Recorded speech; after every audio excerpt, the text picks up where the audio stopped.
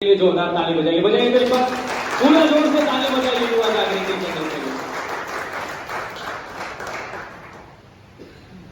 हमारे साथ मंच पे उपस्थित अति सम्मानित प्रेम सर, रवि भैया सर, इंदू मैम और सभी हमारे अग्रज, सामने बैठी शीला आंटी, हमारी सारी माताएं और युवा जागृति केंद्र के बब्बर शेर भाई।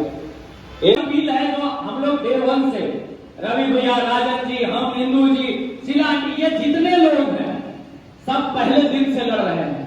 सर मैं आप लोगों को ये लड़ाई क्या है ना, मैं थोड़ा सा आप लोगों को बता देना चाह रहा हूँ। सबसे पहले इस झारखंड की सरकार ने तुष्टीकरण की नीति के अनुसार निकाला एक अपना नोटिफिकेशन। नोटिफिकेशन किस भाषा में था? हिंदी। नोटिफिकेशन क्या था कि राज्य में बोली जाने वाली जितनी क्षेत्रीय भाषा है उन्हीं को समाहित करके क्षेत्रीय भाषा जो रीजनल लैंग्वेज, जैसे झारखंड स्तर की जितनी परीक्षाएं होंगी और जिले स्तर की जितनी परीक्षाएं होंगी उनमें ये रीजनल पेपर में क्षेत्रीय भाषाएं होंगी। पलामू गढ़वा का क्षेत्रीय भाषा है मगही। उन्होंने क्षेत्रीय भाषा में निकाला, जिस क्षेत्रीय भाषा में उर्दू को समाहित किया, बंगाली को समाहित किया, उड़िया को समाहित किया, लेकिन न हिंदी को समाहित किया, न मगही को समाहित किया, न मैथिली को समाहित किया, न अंगिका को समाहित किया, जो हमारे राज्य में बोले जाने वाली प्रोमिनेंट रीजनल लैंग्वेजेस हैं। फिर सिलसिला शुरू हुआ हमारे लड़ाई का। प्रिंस जी डे वन से जान रहे हैं, राजन जी डे वन से जान रहे हैं। ये लड़ाई हम लोगों ने शुरू किया। राज्य सरकार ने हमारे लड़ाई से, जब मुख्यमंत्री जी आ रहे थे, हम लोगों को टांग टांग के उठा के कहीं कहीं ले गए थे। पुलिस मेरे घर आई, प्रभारी महोदय ने कहा कि आप हमारा अगर प्रतिष्ठा रखते हैं तो आप जिला छोड़ के चले जाइए, नहीं तो अगर मेरा सीआर गड़बड़ाया तो हम आपका फ्यूचर गड़बड़ा देंगे। ऐसा करके बहुत सारे युवा साथियों को उन्होंने, हमारे भाइयों को नजरबंद किया, कुछ को जिला से उठा के बाहर कर दिया। हमें स्वीकार था, मुख्यमंत्री जी ने एक नया गुगली फेंका, जो राजन जी हमारे लड़ाई में ये बहुत बड़ा एक मिसकंसेप्शन है। रवि भैया बार बार कहते हैं कि 80% आदमी से बतियाते हैं तो उन लोग कहता है कि तो शामिल कर दिया। उन्होंने क्या किया कि जिला स्तर में होने वाली जितनी परीक्षाएं होंगी उसके रीजनल पेपर में हिंदी को शामिल कर लिया है, लेकिन राज्य स्तर की परीक्षा में शामिल नहीं किया है। हम लोग जब भी अपने आंदोलन को लेके जाए तो ये जो थोड़ा टेक्निकल पॉइंट है इसको याद रखिएगा कि उन्होंने राज्य स्तर, जेएसएससी और बाकी जो राज्य स्तर की परीक्षाएं हैं, अभी उत्पाद विभाग का जो बहाली आया है इसमें भी आपका हिंदी मगही नहीं है। इसके पहले जो बहाली आया था JSSC, Jharkhand staff selection commission का, उसमें भी नहीं है। ये बात जरूर लेके जाइएगा लोगों तक, है ना। और युवा जागृति केंद्र की भूमिका बहुत बड़ी है भैया इस लड़ाई में, क्योंकि युवाओं का ये एक अकेला ऑर्गेनाइज संगठन है। मैं ऑर्गेनाइज इसलिए बोल रहा हूं क्योंकि हम लोगों ने जो मुहिम शुरू किया है उसमें ये अकेला ऑर्गेनाइज संगठन है जो मजबूती के साथ लड़ रहा है। इसीलिए मैंने कहा था कि एक बार इस संगठन के लिए जोरदार ताली बजाइए।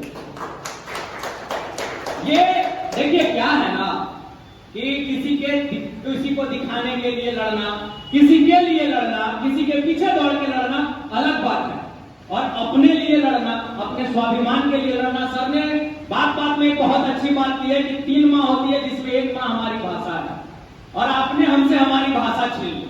अगर आपने हमसे हमारी भाषा छीन ली तो हमारे लिए छोड़ा क्या? हम जिस भाषा में आपसे बात करते हैं भैया, कितना खूबसूरत बात है कि हिंदुस्तान में सारी भाषाएं बोली जाती है।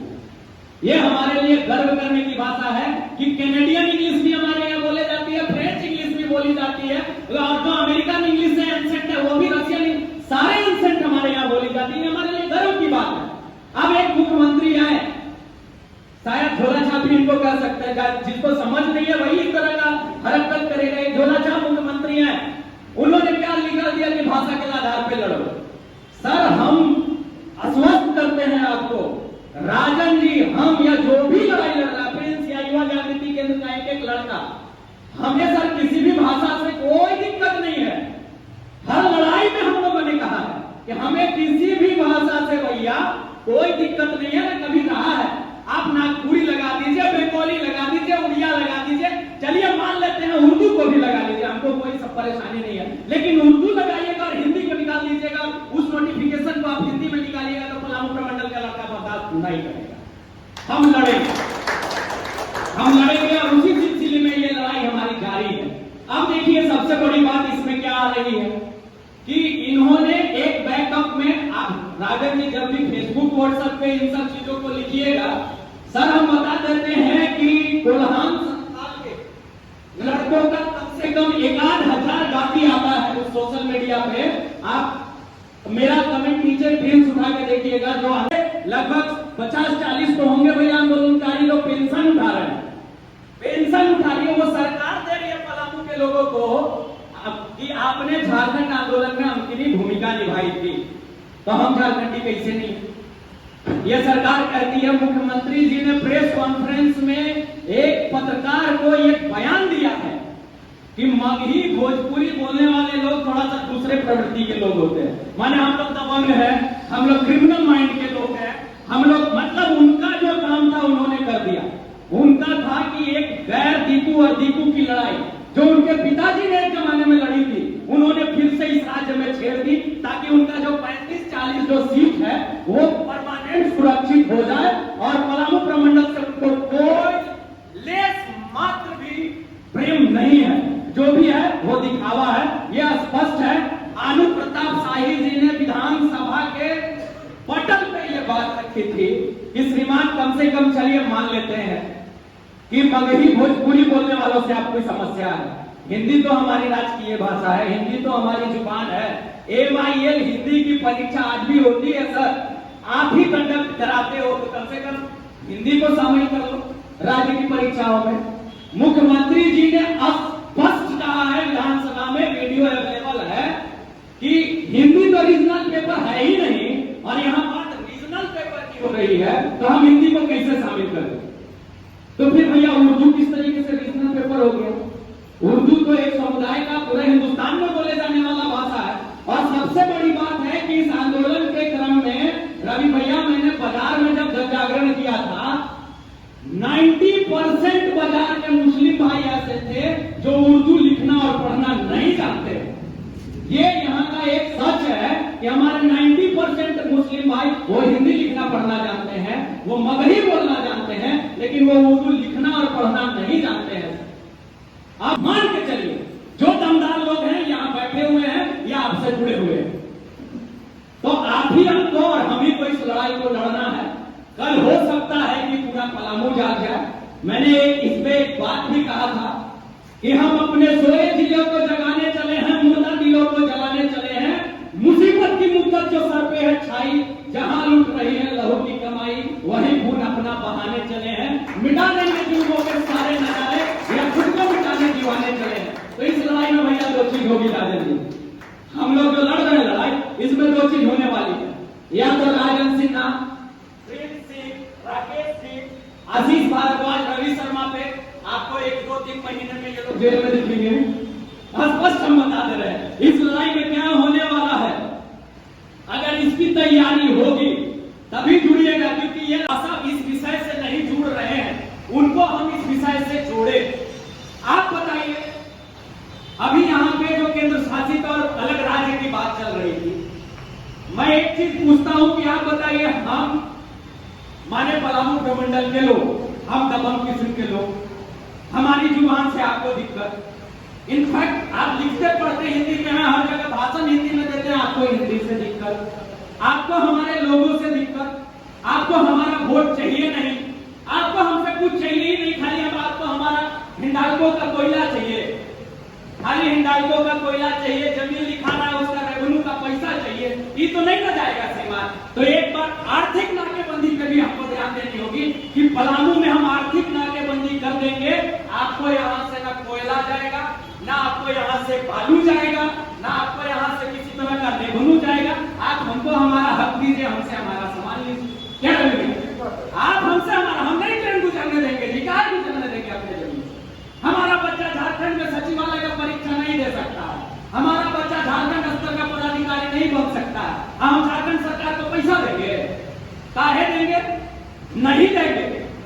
आप हमें हमारा हक दीजिए, हमें सम्मान दीजिए, हिंदी को सम्मान दीजिए, मगही को सम्मान दीजिए, हमारे जुबान को सम्मान दीजिए, हमको भी प्रॉपर स्थान दीजिए, हम भी झारखंडी भी है श्रीमान, हम लोगों ने भी लड़ाई लड़ी है झारखंड के लिए। और अगर आपको लेस मात्र भी फर्क है तो आप अपना झारखंड आंदोलनकारी का लिस्ट निकाल के देख लीजिए, उसमें रवि शर्मा जैसे 100 लोगों का नाम है कि नहीं। और अगर इसके बावजूद भी ये लड़ाई एकदम वही लोग जुड़िएगा इस लड़ाई में, केस फौजदारी से नहीं डरते होंगे। तो भी उपस्थित लोग हैं, हम लोगों ने अगर कर दी है, लड़ेंगे, अंत तक लड़ेंगे, अपने युवाओं के लिए लड़ेंगे, अपने पलामू के लिए लड़ेंगे, अपने भविष्य के लिए लड़ेंगे, और लड़ के इसको अंजाम तक पहुंचाएंगे। और जो हम लोगों का राजनीति तय हुआ है, पहला चरण हम लोग अपना पार कर चुके हैं। पहला चरण में था कि हम लोगों को शहर को सचेत करना है कि इस मुद्दे पे भी आप हमसे जुड़िए। दूसरा चरण है हमारा पब्लिक तक पहुंचना और एक जन जागरण चलाना। और आप लोग युवा जागृति, एक बात बीच में मैं बोलूंगा, ज्ञापन दिया था कि पलामू प्रमंडल का ये तकलीफ है, इसको आप जोड़ दीजिए। और इसके बाद भी अगर ये सरकार हस्ताक्षर अभियान जन जागरण के बाद नहीं सचेत होती है तो फिर जो होगा वो पलामू के इतिहास में ना पहले कभी हुआ होगा, और शायद होगा कि नहीं होगा वो देखने के लिए हम लोग रहे कि नहीं रहे वो नहीं पता। लेकिन एक ऐसा आंदोलन खड़ा होगा जिसकी तैयारी अभी भैया चल रही है। आप हमेशा चिंतित रहते हैं कि तुम और राजन जी क्या कर रहे हो। राजन जी अपने स्तर से बहुत खूबसूरती से लड़ाई लड़ रहे हैं, हम अपडेट देखते रहते हैं, फिर इसके माध्यम से लेते भी रहते हैं। और हम लोगों की भी लड़ाई चल रही है। शिवाजी मैदान में हम लोग अनिश्चितकालीन बैठेंगे, और अगर शिवाजी मैदान से उठ के डीसी साहब के बंगला में बैठना होगा तो वहां भी बैठेंगे। यहां से अगर हो जाएगा, नहीं सुनेंगे तो मुख्यमंत्री जी के घर में जाके 2,000-5 हजार आदमी भोजन करेंगे रोज। यही हमारी व्यवस्था है आगे की, और लड़ाई को ऐसे ही लड़ेंगे। और अगर इन बिटवीन मांग को सुन लेते हैं तो मुख्यमंत्री जी भी बधाई के पात्र रहेंगे कि चलिए देर आए दुरुस्त है, हमारी मांग सुन ली, हमारे बच्चों को अपना स्थान दिया। तो लड़िए, संगठित रहिए और मजबूती के साथ लड़िए। और वो जो टेक्निकल पॉइंट है वो अपनी बात में जरूर लेके जाइए। और जो हस्ताक्षर अभियान में लेटर हम लोग बनाए हैं उस लेटर में उसको जरूर समाहित कर देंगे कि जिला स्तर की परीक्षाओं में इन्होंने जोड़ा है, राज्य स्तर की परीक्षा में इन्होंने नहीं जोड़ा है। और युवा जागृति केंद्र बहुत बधाई का पात्र है राजन जी, आप जिस तरीके से हेड टू हेड इस लड़ाई को लड़ रहे हैं, सैल्यूट है आपको और आपके संगठन को। और यहाँ आए उपस्थित सभी लोगों का बहुत बहुत धन्यवाद। बहुत